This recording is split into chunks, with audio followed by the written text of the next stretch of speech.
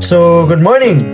Ako nga pala si James Abadeos for BSI 1A, and today we will just talk about why do we use VLOOKUP. So, ayun, may Excel tayo dito at papakitaan ko kayo paano at napakadali lang gumamit ng VLOOKUP.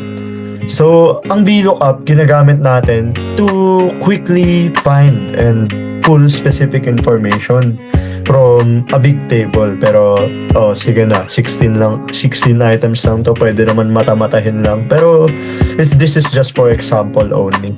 So imagine na you run a cookie store nga, diba? Ito sa table kong to, tingin kayo sa Excel file na ko.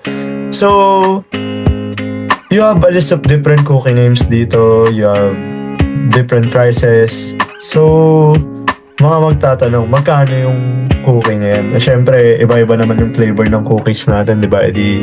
Iba-iba rin yung presyo. Hindi naman pwede mas premium yung isa tapos parehas lang sila ng presyo sa mas normal, di ba? So, this is where VLOOKUP comes in. So, napakadali lang ng VLOOKUP. Ito, turo ko sa inyo.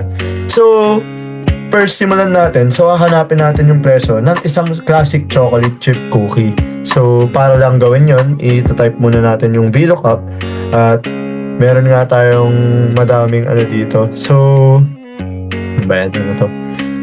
Sa VLOOKUP, may hahanapin kang 4. So, ewan ko bakit hindi pinapakita dito. Ayan. So, meron tayong lookup value, may table array, may column index number, at yung range at lookup. So, ang lookup value, basically, yan yung gusto mong hanapin na presyo. So, ang VLOOKUP, ang ilo-lookup natin, syempre, yung chocolate chip cookie, di ba? Kasi yun lang naman yung gusto natin hanapin yung presyo. Ba't ka patuwingin sa iba, di ba? After nun, yung table array. So, yung source ng presyo at yung names ng cookies mo. So, kung ano yung source mo, yun yung kukunan mo ng source, di ba? Syempre, alam nga naman sa iba ka titingin ng di ba? Yung sa store mo nga kukuha. So, ngayon, ang gagawin lang natin para sa table array is syempre, kunin natin yung source document natin, di ba? Okay, so after nun, meron tayong column index number. So, ang column index number, since ang table array nga natin kanina, di ba? Di ba dalawang table? Di ba A2 tapos B16. A2 hanggang B16 yung ginamit nating table array. So, yun yung basehan niya. So, dalawang columns yun. Pero ang basehan nga natin ng lookup value is, syempre, yung presyo, di ba? So, pang ilan yun sa columns kanina, di ba? 1, 2. So, ang mangyayari sa column index number, syempre, 2 yung lalagay natin.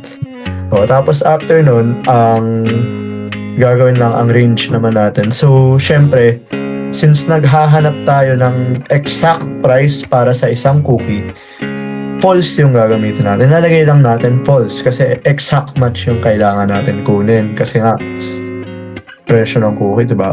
Edi, ayan, false lang. Tapos after nun, gagawin mo, tapos ka na. Ganun lang kadali maghanap ng presyo gamit ang VLOOKUP.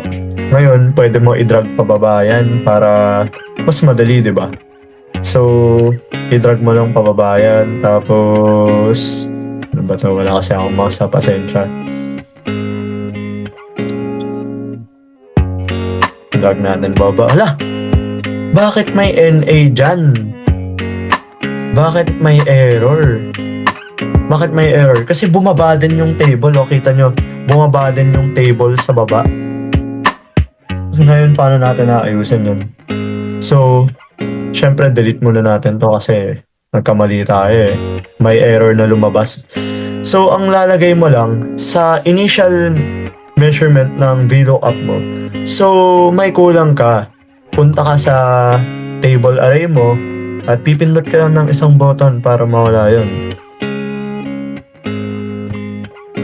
Hindi gumagana yung F4 ko sa akin. Nagme-mute siya.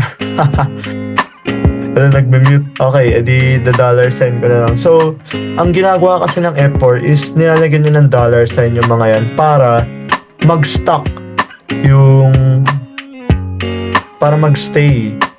So, dati, nung estudyante ako ni Sir Jesser, iniisip ko, ano ba silbi ng F4 na yan? Yan pala, ang laki pala ng silbi ng F4 kasi without F4, na ginagamit natin sa mga Excel files, bumababa kasi yung table pag manghihila ka pababa. So, ayun. Okay, may mali akong nagawa. Sinobra ata ang aking dollar sign.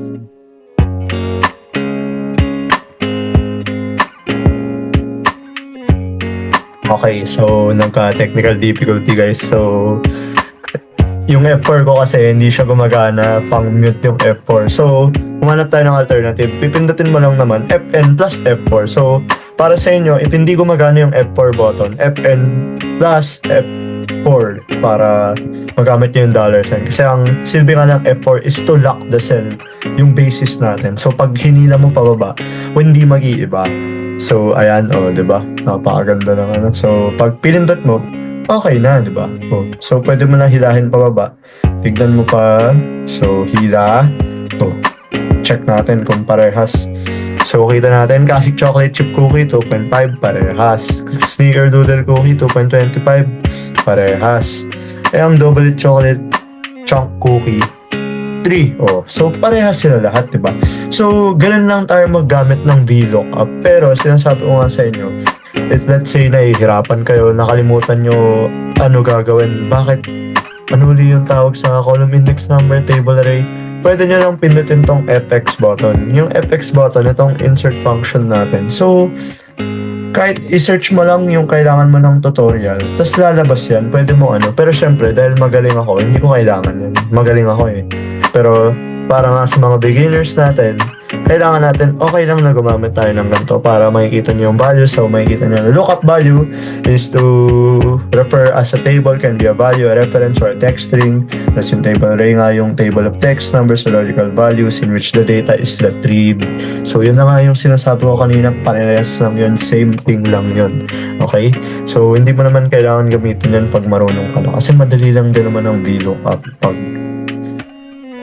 inayos natin yun. So, madali lang siya intindihin, guys. So, pwede rin tayo gumawa dito ng alternative na solution. So, ang gagawin lang natin is ita-table natin to. So, tanggalin natin lahat.